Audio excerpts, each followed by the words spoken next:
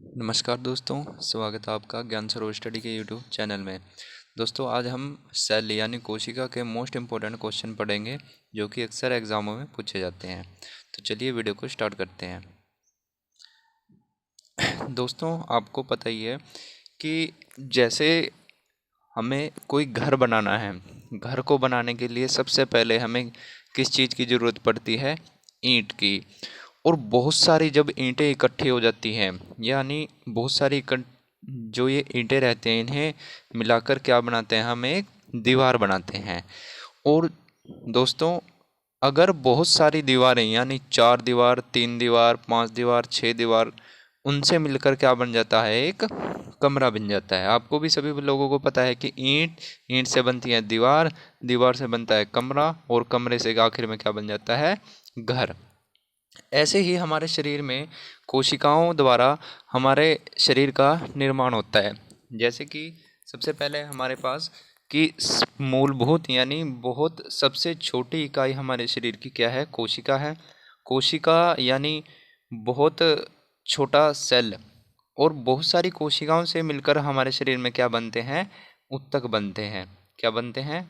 ऊतक बनते हैं। और ये जब ऊतक बहुत सारे मिलकर क्या बना देते हैं? हमारे शरीर के अंग, यानी जैसे आँख, यानी जैसे लीवर, यानी जैसे लंग्स यानी फेफड़े, और इन सभी अंगों से मिलकर हमारे पास क्या बन जाता है? शरीर बन जाता है। क्या बन जाता है? शरीर। तो कोशिका बहुत ही इम्पोर्टेंट है हमारे शरीर के लिए। तो देखिए, पढ़ते हैं, आज बहुत सारे क्वेश्चन है हमारे पास मोस्ट इम्पोर्टेंट जो कि एग्जाम में पूछे जाते हैं।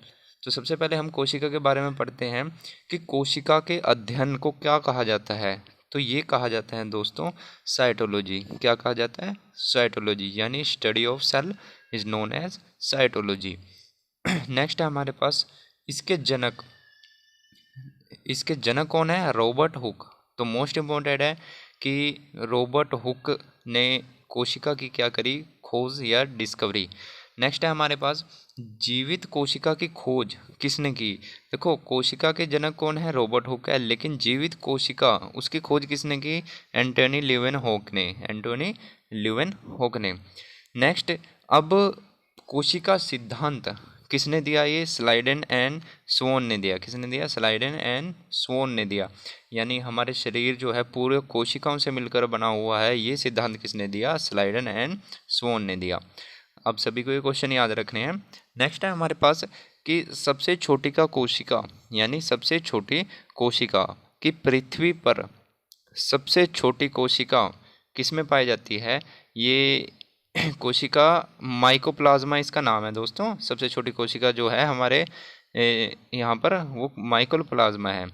नेक्स्ट है हमारे पास सबसे बड़ी कोशिका, यानी सबसे बड़ा सेल जो किस चीज़ का है? शतुरमुर्ग, जिसे हम ऑस्ट्रिच भी बोलते हैं, उसका जो एग रहता है यानी अंडा, उसे क्या बोलते हैं हम? सबसे बड़ी कोशिका। नेक्स्ट है हमारे पास दोस्तों मानव शरीर की सबसे छोटी कोशिका किसे कहा जाता है? वो कहा जाता है पुरुष का, यानी स्पर्म या शुक्राणु। मानव शरीर की सबसे बड़ी कोशिका यानी मादा में पाया जाता है ये ओवम, जिसे बोलते हैं अंडाणु। मानव शरीर की सबसे लंबी कोशिका, अब ये होते हैं दोस्तों न्यूरॉन। मानव शरीर में कौन सी सबसे लंबी कोशिका है? वो होती है न्यूरॉन। विभाजन रहित कोशिका, उसे बोलते हैं हम न्यूरॉन ही बोलते हैं। जिसमें कभी विभाजन नहीं होता उसे हम क्या बोलते हैं? न्यूरॉन ही बोलते हैं, न्यूरॉन सेल। सबसे तेज विभाजन कहाँ पर होता है? यकृत में होता है। तो दोस्तों आइए कुछ समझेंगे न्यूरॉन के बारे में। दोस्तों, हमारे शरीर में जब कहीं चोट लग जाती है तो वहाँ पर वो सेल मर जाते हैं। अब जो सेल मर जाते हैं तो उसके आसपास के जो कोशिकाएं या सेल रहती हैं, तो वो कोशिका विभाजन करती हैं, और जहाँ पर सेल मर गया है वो स्पेस खाली हो गया है, तो वहाँ पर एक कोशिका विभाजन करके नया सेल का निर्माण कर देते हैं। लेकिन हमारे ब्रेन में ऐसा नहीं होता। और जो ये न्यूरॉन है कहाँ पाए जाते हैं? ये ब्रेन में पाए जाते हैं, यानी दिमाग में हमारे कौन से सेल पाए जाते हैं? न्यूरॉन पाए जाते हैं। अब ये न्यूरॉन, यहाँ पर कोशिका विभाजन नहीं होता।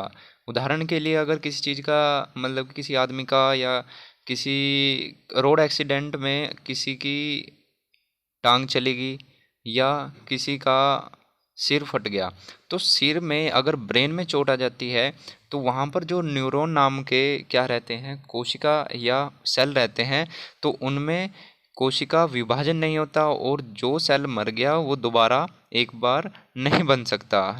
यानी कि नेक्स्ट टाइम में वो वहाँ पर कोशिका विभाजन नहीं करेगा, और एक बार भी अगर एक सेल भी मर गया तो ज़िंदगी में कभी दोबारा नहीं बनेगा। इसलिए कोशिका विभाजन इसमें नहीं होता। और सिर की चोट, जब ही तो बोलते हैं कि सिर में जो भी हमारे चोट लग जाती है वो कभी भी ठीक नहीं होती, तो उसमें कोशिका विभाजन नहीं होता। लेकिन हमारे शरीर के और पार्ट्स में हमारे पास कोशिका विभाजन होता है, लेकिन कहाँ पर नहीं होता दोस्तों, ये न्यूरॉन में नहीं होता। तो सबसे तेज़ विभाजन आपने देखा होगा लीवर में, अगर किसी के लीवर में कोई प्रॉब्लम आ जाती है, सूजन आ जाती है या कोई भी अदर इन्फेक्शन हो जाता है, तो लीवर के जो सेल होते हैं वो वहाँ पर, यार लीवर में कोई चोट आ जाती है तो वहाँ पर लीवर के जो आसपास के जो सेल रहते हैं वो क्या करते हैं कि मरे हुए सेल की जगह नए सेल का निर्माण कर देते हैं। आशा है कि दोस्तों वीडियो आपको पसंद आई होगी। अगर ये वीडियो आपको पसंद आया है तो वीडियो को लाइक ज़रूर करें और चैनल को सब्सक्राइब ज़रूर कर लेना। Thank you.